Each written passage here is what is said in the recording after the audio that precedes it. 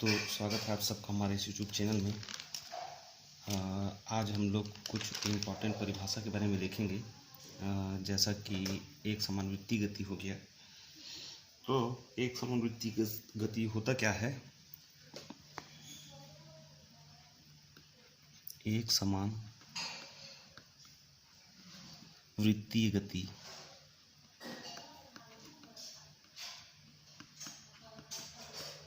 तो एक समान वृत्तीय गति देखने से सबसे पहले हम लोग वृत्तीय गति के बारे में देखते हैं। वृत्तीय गति आखिर होता क्या है? तो जब कोई वस्तु जो है इस प्रकार के वृत्ताकार पथ का अनुसरण करते हुए गति करती है तो उस प्रकार की गति को क्या बोलेंगे? अपन वृत्तीय गति कहते हैं। तो वृत्तीय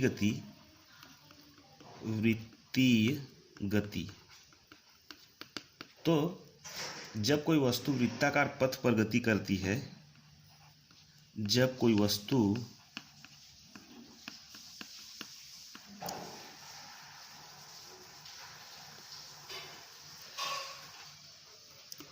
वृत्ताकार पथ पर गति करती है तो वस्तु के इस प्रकार की गति को अपन वृत्तीय गति कहते हैं। तो वस्तु के इस प्रकार की गति को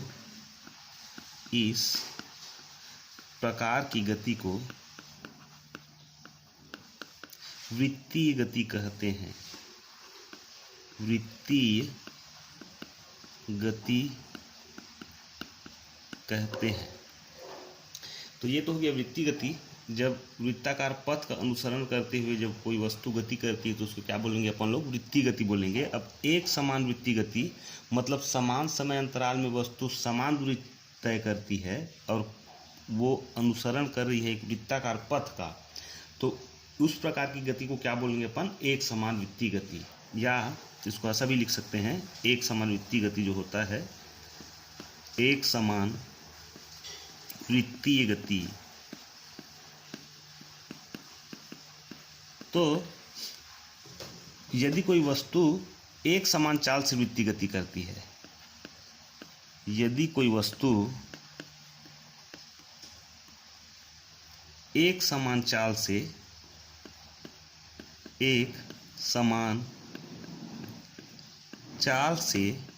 वृत्तीय गति करती है,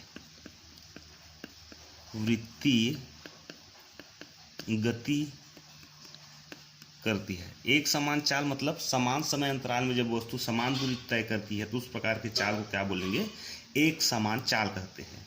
तो एक समान चाल से वृत्तीय गति करती है तो वस्तु के इस प्रकार की गति को वृत्तीय गति कहते हैं। तो वस्तु के इस प्रकार की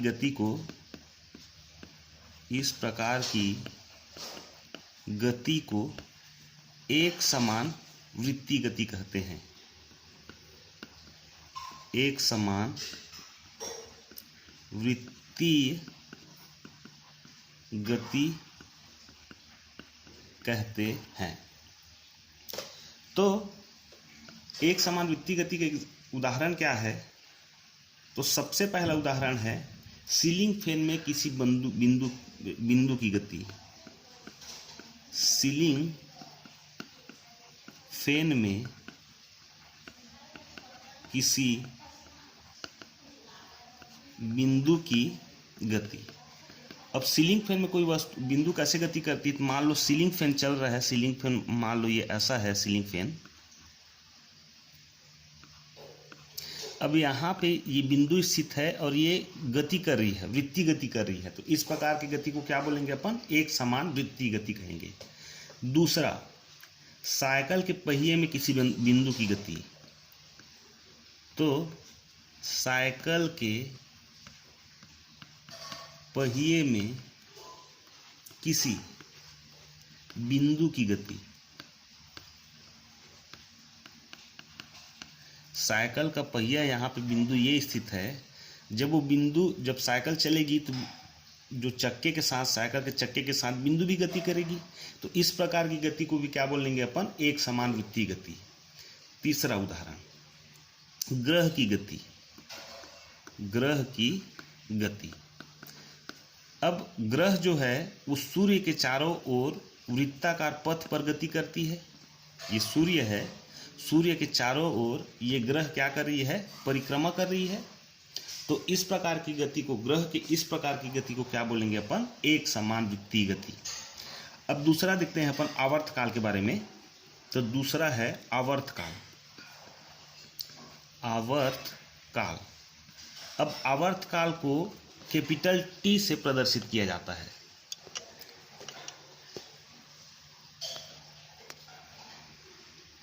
आवर्तकाल को कैपिटल टी से प्रदर्शित करते हैं अपन।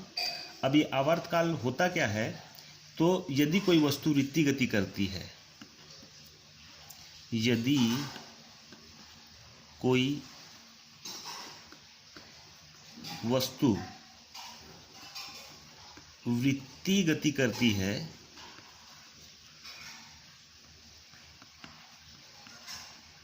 मान लो कोई वस्तु है वो कैसी गति कर रही है, वृत्तीय गति कर रही है, तो एक चक्कर लगाने में जितना समय लगाता है, तो वस्तु जो है, वस्तु एक चक्कर लगाने में, चक्कर लगाने में जितना समय लेता है, जितना समय लेता है, उसे आवर्तकाल कहते हैं, आवर्तकाल कहते हैं।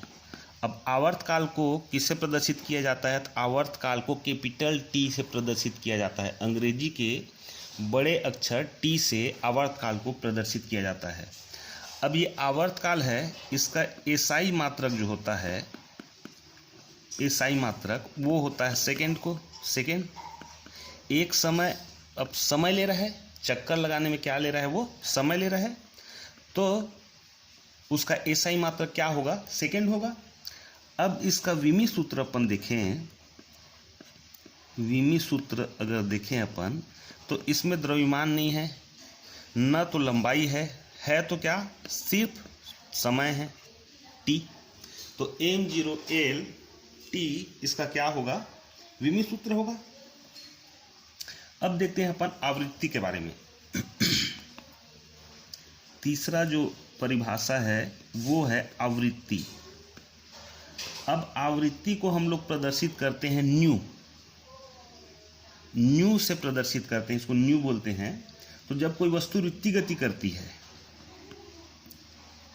जब कोई वस्तु वृत्तीय गति करती है,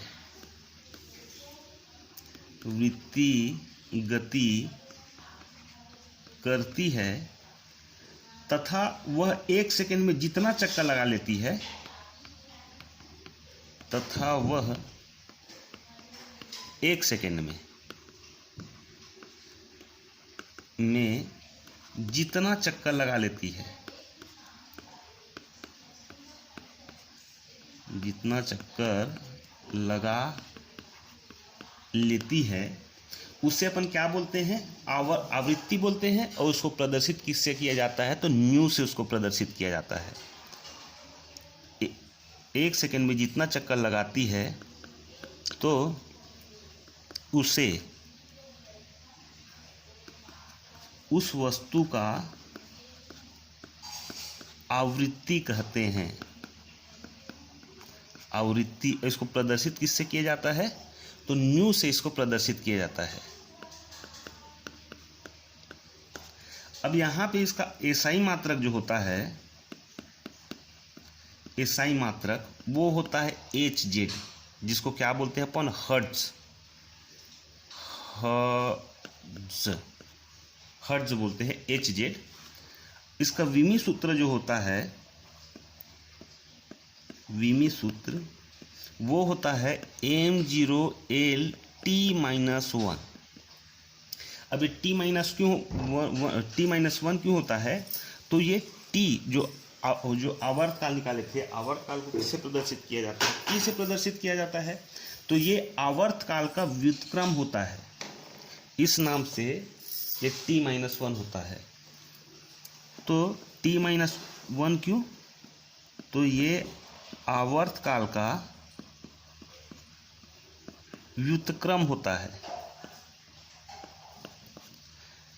ये इसको लिखना नहीं है, ये अपना ये समझने के लिए t-1 यहाँ पे क्यों आ गया। तो ये आवर्त काल जो t है उसका व्युत्क्रम होता है। व्युत्क्रम मतलब 1/t होता है, इस नाम से m0l t-1 इसका क्या होता है, विमित सूत्र होता है। अब देखेंगे हम लोग आवर्त काल और आवृत्ति में वास्तव में संबंध क्या है। तो आवर्त काल व आवृत्ति में संबंध, तो क्या क्या संबंध होता है इसमें। मान लो कोई वस्तु वृत्तीय गति कर रही है, लिखते हैं यहाँ पे, माना कोई वस्तु वृत्तीय गति करती है, वृत्तीय गति करती है, तो वस्तु का आवर्त काल क्या होगा, t होगा। तो वस्तु का आवर्त काल जो होगा, आवर्त काल वो क्या होगा, वो t होगा। अब वो जब एक चक्र पूर्ण करता है, इसलिए एक चक्र पूर्ण करने में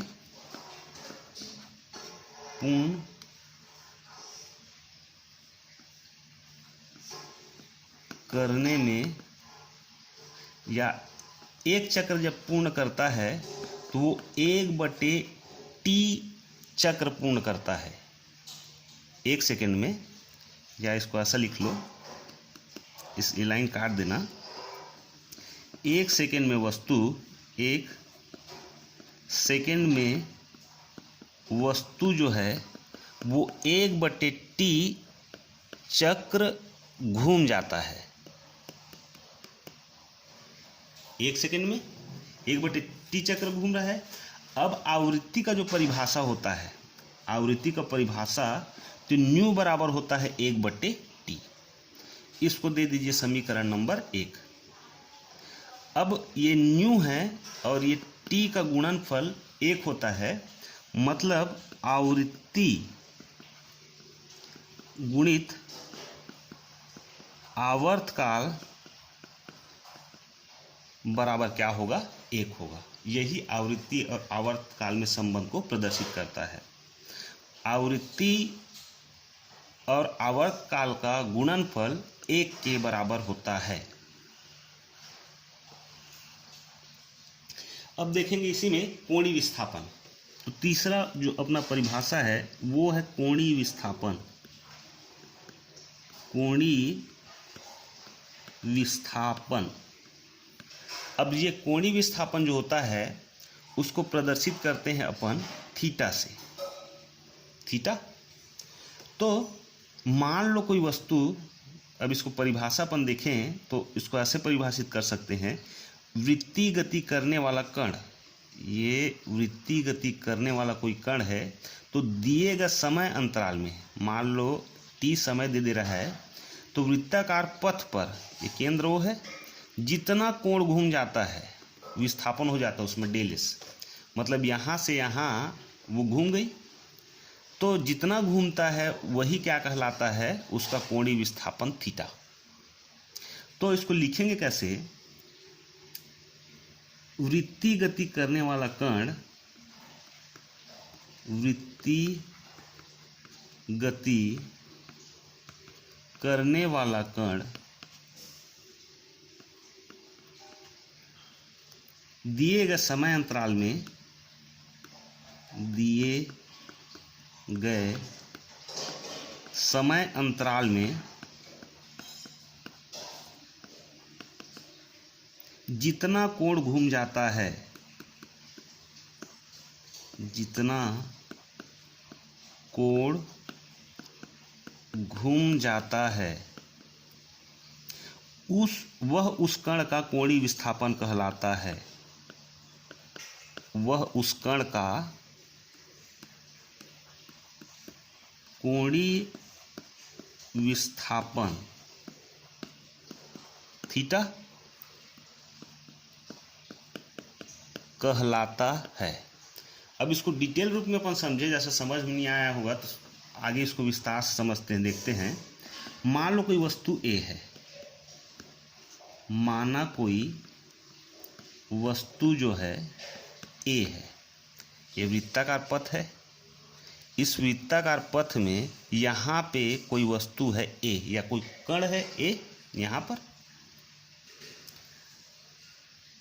वृत्तीय गति करती है। कण ए या वस्तु ए वृत्तीय गति करती है। ये वस्तु क्या कर रही है? घूम रही है। और जिसका केंद्र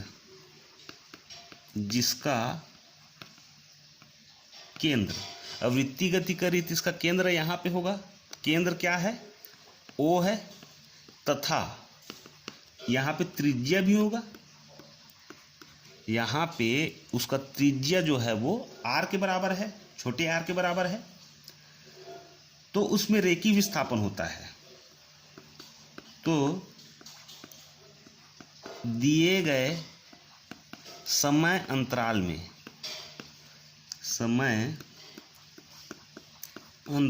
में रेखीय विस्थापन जो होता है, मतलब वस्तु समय दे दी उसको, तो यहाँ से घूम करके वो कहाँ पे आ गई? यहाँ पे आ गई। मतलब ए से बिंदु बी पर आ गई, या कण ए से कण बी तक पहुँच गई। वो उसमें विस्थापन जो होगा वो डेल एस के बराबर होगा। वो यहाँ से यहाँ आ गई। तब ए और बी के बीच में जितना कोण बनता है उसे ही क्या बोलते हैं अपन? कोणीय विस्थापन कहते हैं। रेखीय विस्थापन डेल एस हो जाता है। तब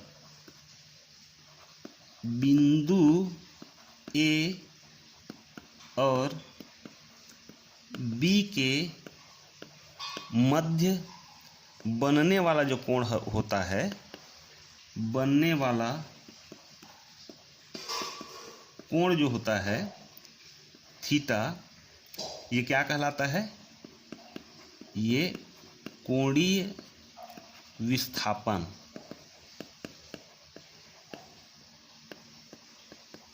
कहलाता है। इसको इस प्रकार से भी समझ सकते हैं अपन। तो इस चित्र से मान लो, इस चित्र से अपन देखते हैं तो ये कोण है। तो कोण बराबर होता क्या है? तो कोण बराबर चाप बटे त्रिज्या, यही होता है। कोण क्या है? तो ये डेल थीटा के बराबर है। एक छोटा कोण है तो डेल मतलब छोटा कोण, और विस्थापन जो हो रहा है उसमें, रेखीय विस्थापन जो हो रहा है वो चाप है। बिंदु ए से बीच के बीच में जितना विस्थापन हो रहा है वो क्या है? चाप है, बटे इसका त्रिज्या क्या है? तो इसका त्रिज्या जो है आर के बराबर है। अब ये राशि जो है वो सदिश राशि है। क्यों सदिश राशि है?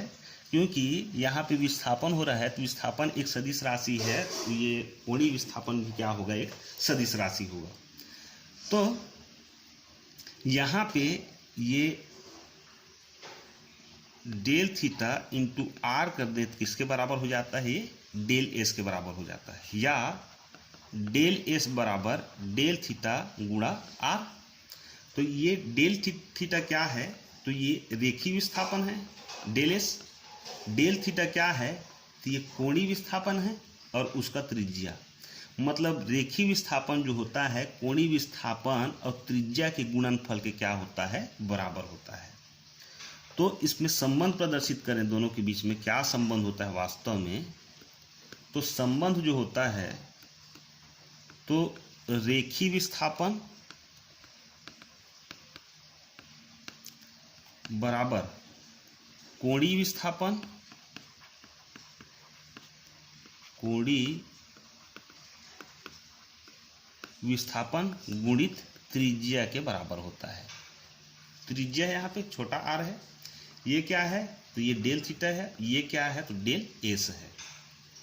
तो रेखीय विस्थापन, कोणीय विस्थापन, रेखीय विस्थापन जो होता है वो कोणीय विस्थापन और त्रिज्या के गुणनफल के क्या होता है, वो बराबर होता है। इन दोनों के बीच में ये संबंध होता है। अब इसका मात्रक अपन देखें, मात्रक तो ये होता है रेडियन, जिसको RAD से प्रदर्शित किया जाता है। और इसका विमी सूत्र जो होता है वो, रेडियन एक विमाहीन राशि है, तो इसका विमी सूत्र जो होगा वो क्या होगा, इसका विमी सूत्र जो है, विमी सूत्र नहीं होगा मतलब कौन सी राशि है, तो विमाहीन राशि है ये।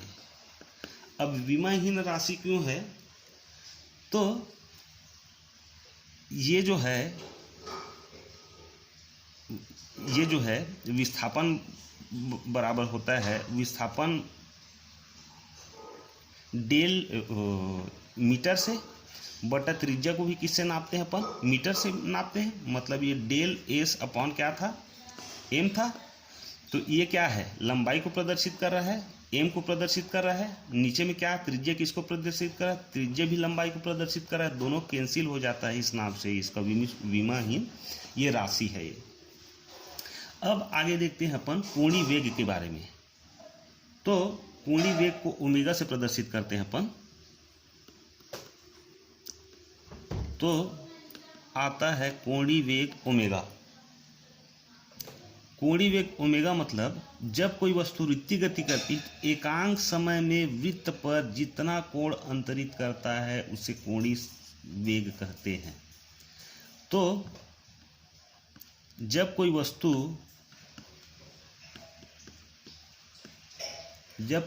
वृत्तीय गति करती है, वृत्तीय गति करती है तो एकांक समय में वृत्त के केंद्र पर, तो एकांक समय में वृत्त के केंद्र पर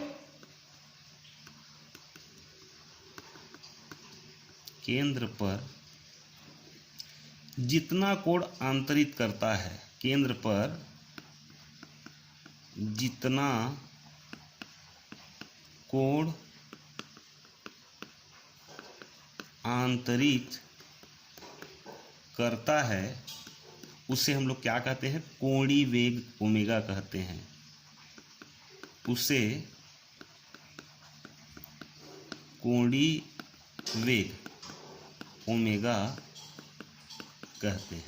ये भी सिंपल है। देखो, कोई वस्तु वृत्तीय गति कर रही है, मान लो ये वृत्तीय गति कर रही है, तो एकांक समय, किसी भी समय में ये वस्तु गति करी, किसी भी समय में, इस समय में यहाँ पे आ गई तो जितना कोणांतरित करी, थीटा कोणांतरित करी है, कि यहाँ पे आ गई, यहाँ पे थीटा कोणांतरित करी, यहाँ पे आ गई, यहाँ थीटा कोणांतरित करी है।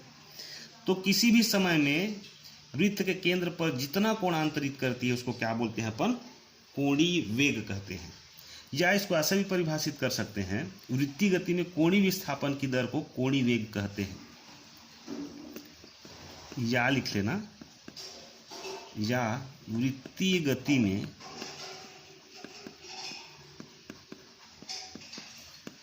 कोणीय विस्थापन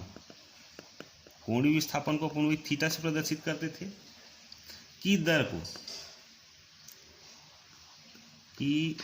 को क्या कहेंगे अपन, कोणीय वेग कहते हैं। कोणीय वेग ओमेगा कहते हैं। अब यहाँ पे जो विस्थापन हो रहा था, रेखीय विस्थापन डेल एस हो रहा था, तो एक कोणीय विस्थापन क्या था, यही था, डेल एस अपन त्रिज्या था। तो किसी भी समय, ये तो एक समय अंतराल दिए थे ना, या तो वस्तु बिंदु ए से बिंदु बी पर आ गई थी, लेकिन किसी भी समय में वृत्त के केंद्र पर जितना कोण आंतरित करता है उसको क्या बोलेंगे अपन, कोणीय वेग कहेंगे। या तो कोणीय विस्थापन की दर को क्या बोलेंगे अपन, ये कोणीय वेग ओमेगा कहेंगे। तो कोणीय वेग बराबर होता है कोणीय विस्थापन बटा समय। कोणीय वेग बराबर होता है कोणीय विस्थापन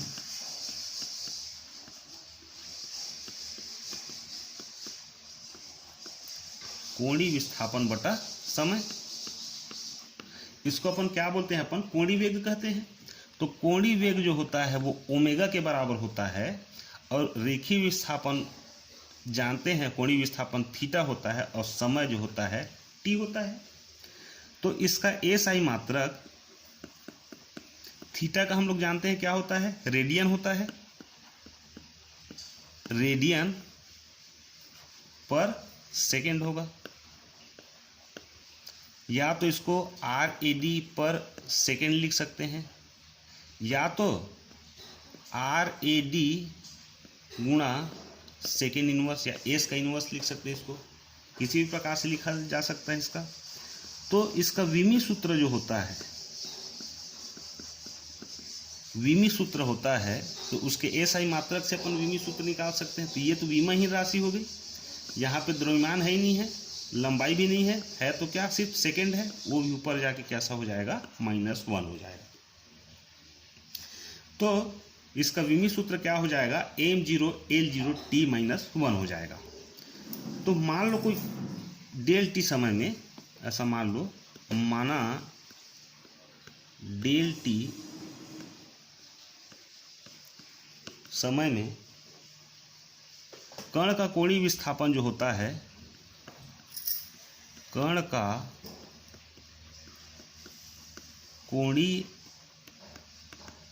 विस्थापन जो होता है वो डेल थीटा, कोणीय विस्थापन क्या होता है, तो डेल थीटा होता है। तो औसत कोणीय वेग जब निकालते हैं हम लोग, औसत कोणीय वेग, तो वो बराबर होता है del theta upon del T के बराबर होगा। तो यहाँ पे यदि इस डेल टी का मान जो है वो शून्य की ओर अग्रसर हो, डेल टी किधर बढ़ रहा है, शून्य की ओर बढ़ रहा है, तो ओमेगा बराबर हो जाता है limit del T tends to 0 del theta upon del T. अवकलन की परिभाषा से, अवकलन की परिभाषा से अगर हम लोग देखें तो ओमेगा बराबर क्या हो जाएगा, तो D theta upon D T हो जाता है। तो एक चक्कर पूरा कर रहा है, एक पूरे चक्कर में जो समय लग रहा है, टी समय लग रहा है, तो उस टी समय में वस्तु 2 पाई घूम जा रहा है। मान लो ये वृत्तीय गति कर रही है, तो अपन टी समय दे रहे हैं, एक चक्कर पूर्ण कर रहा है, वो कब, जब उसको हम लोग टी समय दे रहे हैं। तो टी समय में वो कितना पाई घूमेगा, ये होता है 180 डिग्री, 1 पाई। नीचे जब वो घूमा तो फिर 1 पाई घूमा, तो वो किसके बराबर होगा, वो 2 पाई के बराबर होगा। तो एक पूरे चक्र में, एक पूरे चक्र में या टी समय में वस्तु जो है वो 2 पाई रेडियन घूम जाता है। कितना घूम रहा है वो, 2 पाई घूम रहा है। तो उसका कोणीय वेग जो होगा, कोणीय वेग जो होगा वो 2 पाई बटा टी के भी बराबर होता है। मतलब ओमेगा बराबर ये 2 पाई बाई टी, इसको भी हमको याद रखना है। अब देखते हैं हम लोग आवृत्ति और कोणीय वेग के बीच में संबंध क्या होता है। तो आवृत्ति और कोणीय वेग के बीच संबंध तो क्या होता है, कोणीय वेग ओमेगा बराबर होता है ये 2 पाई बटे टी, यहाँ पे लिख लेना, कोणीय वेग है ये, कोणीय वेग क्या है, ओमेगा है। इसको दे दो समीकरण नंबर 1। और आवृत्ति जो होता है, आवृत्ति न्यू बराबर होता है 1/t, इसको दे दो समीकरण नंबर 2। अब यहाँ पे ऐसा छोटा सा ले लेना, यहाँ पे t बराबर होगा 1/न्यू के बराबर हो जाएगा, ये इधर आ गया, इधर चले गया, तो यहाँ पे t का मान जो रख दोगे तो 1/न्यू हो जाएगा। तो यहाँ पे समीकरण 1 व 2 से यदि लेते हैं हम लोग तो ओमेगा बराबर प्राप्त होता है हमें वो 2π न्यू के बराबर प्राप्त होता है। तो ये आवृत्ति और कोणीय वेग के बीच में संबंध को प्रदर्शित करता है। अब देखते हैं 5वें नंबर में हम लोग कोणीय त्वरण के बारे में। कोणीय त्वरण, कोणीय त्वरण को प्रदर्शित करते हैं अल्फा से। तो समय के साथ कोणीय वेग में परिवर्तन की दर को, यहाँ समय के साथ कोणीय वेग में परिवर्तन की दर को, कोणीय वेग में परिवर्तन की दर को क्या बोलते हैं हम लोग? तो कोणीय त्वरण अल्फा से प्रदर्शित किया जाता है, तो कोणीय त्वरण कहते हैं। अब ये कोणीय त्वरण अल्फा का जो मान होता है कोणीय वेग में परिवर्तन बटा समय अंतराल होता है। कोणीय वेग में परिवर्तन बटे समयांतराल होता है। तो अल्फा बराबर देखें तो ये डेल ओमेगा बटे डेल टी के बराबर होगा। ये छोटा टी आएगा ये। तो हम लोग ताक्षणिक त्वरण निकालें, मतलब एक छोटा सा त्वरण निकालें, तो ताक्षणिक त्वरण अल्फा, ताक्षणिक त्वरण अल्फा यदि निकालें तो वो हो जाता है लिमिट डेल टी का मान 0 की ओर अग्रसर होता है और डेल ओमेगा बटे डेल टी। तो हम लोग जानते हैं अवकलन की परिभाषा से कोणीय वेग ओमेगा बराबर क्या हो जाएगा? कोणीय वेग ओमेगा बराबर हो जाएगा डी थीटा बटे डी टी के बराबर हो जाएगा। कोणीय वेग किसके बराबर हो जाएगा? डी थीटा बटे डी टी के बराबर हो जाएगा। अब यहाँ पे जो ओमेगा का मान था, यहाँ पे ओमेगा का मान था, तो ओमेगा बराबर हम लोग जानते हैं डी थीटा बटे डी टी होता है। ओमेगा बराबर डी थी पढ़ चुके हैं इसको, डी थीटा बटे डी टी होता है। यहाँ पे उसका मान रख दो।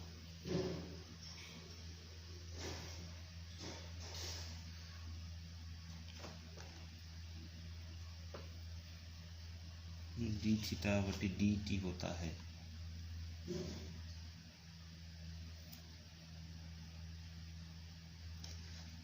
ये हाँ, ओमेगा बराबर क्या होता है? तो डी थीटा बटे डी टी होगा। ये थीटा नहीं, ये ओमेगा है ना। ये यहाँ पे ओमेगा, यहाँ पे ओमेगा, यहाँ पे ओमेगा, तभी कंफ्यूज हो गए थे हम लोग। तो यहाँ पे इसका जब मान रखें अपन अल्फा का, तो अल्फा बराबर क्या प्राप्त होगा हमें? तो ये d बटे डी टी ओमेगा बराबर क्या होता है? वो डी थीटा बटे डी टी के बराबर होता है। तो यहाँ अल्फा तो डी स्क्वायर थीटा बटे डी टी का वर्ग होगा। तो कोणीय त्वरण जो होता है कोणीय विस्थापन के द्वितीय अवकलन के बराबर होता है, ऐसा अपन लिख सकते हैं। तो कोणीय त्वरण जो होता है वो बराबर होता है किसके? कोणीय विस्थापन के द्वितीय अवकलन के। कोणीय विस्थापन के द्वितीय अवकलन के बराबर होता है। क्या? तो कोणीय त्वरण होता है। अब इसका मात्रक जो देखें एस आई मात्रक, तो एस आई मात्रक होगा क्या? तो रेडियन पर सेकेंड का स्क्वायर, सेकेंड का स्क्वायर। इसका विमी सूत्र निकाले तो विमी ही राशि है, यहाँ पे समय है, 2 बार समय है, तो इसका विमी सूत्र जो होता है, विमी सूत्र जो होता है वो द्रव्यमान नहीं है, न तो लंबाई है, समय है 2 बार, वो भी नीचे है, ऊपर जा क्या हो जाएगा? -2 हो जाएगा। अब ये एक प्रकार की सदिश राशि है। क्यों? क्योंकि त्वरण सदिश राशि है, तो ये भी क्या होगी, एक प्रकार की सदिश राशि होती है। तो एक तो आंकिक प्रश्न उठा लेते हैं, उसके बाद आज के इस चैप्टर को यहाँ ख़त्म करेंगे। तो यहाँ पे एक गतिपालक है, एक गतिपालक चक्र। गतिपालक मतलब जो गति करती है ऐसी वस्तु या ऐसी जैसे साइकिल का पहिया मान लो, तो वो गतिपालक चक्र के बराबर होगा। गतिपालक चक्र प्रति मिनट 4 से 20 परिक्रमा करता